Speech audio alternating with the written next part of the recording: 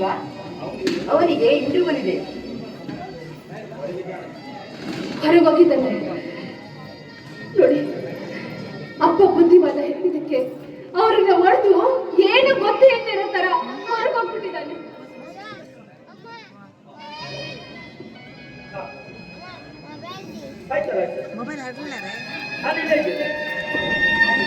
ಮಾಲೆ ಇವಾಗ ಆಫ್ರಿಕಾ ತಲುಪಿರ್ಬೇಕು. ಆಯ್ತು ಸರ್, ಆಯ್ತು, ನಾನು ನೋಡಿ ಬರ್ತೇನೆ. ಹೌದು, ಓಕೆ. ಯಾಕೋಪರಿ ಈ ರೀತಿ ಮನೆಯವರಿಗೆ ಚಿತ್ರಹಿಂಸೆ ಕೊಡ್ತೀಯಾ?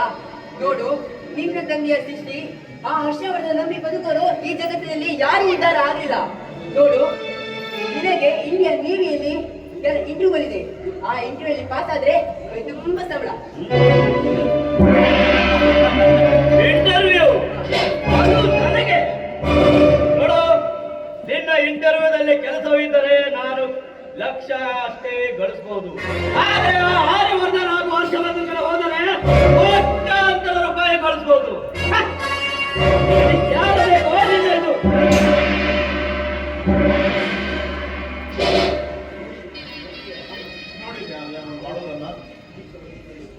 ಚಿಕ್ಕ ವಯಸ್ಸಿನಲ್ಲಿ ತಾಯಿ ಇಲ್ಲ ಅಂತ ಬೆತ್ತು ಹೊತ್ತು ಸಾಕಿದ ತಂದೆಯನ್ನೇ ಉಳಿದನು.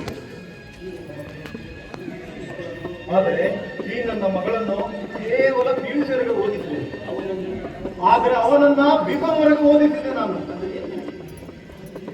ಆದರೆ ಏನು ಪ್ರಯೋಜನ? ಅದಕ್ಕೆ ಹೇಳುವುದು, ಚಿಕ್ಕ ವಯಸ್ಸಿನಲ್ಲಿ ಮಗನಿಗೆ ತುಂಬಾ ಮುದ್ದು ಮಾಡಬಾರದು.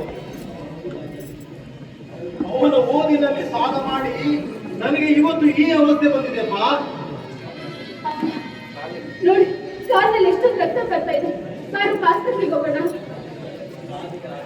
ಕಾಲಿಗೆ ಆದ ಗಾಯ ಡಾಕ್ಟರ್ ವಾಸಿ ನೋಡಬಹುದು, ಆದರೆ ಮನಸ್ಸಿಗೆ ಆದ ಗಾಯ ಯಾವತ್ತೂ ವಾಸಿ ಆಗಲಾರದು.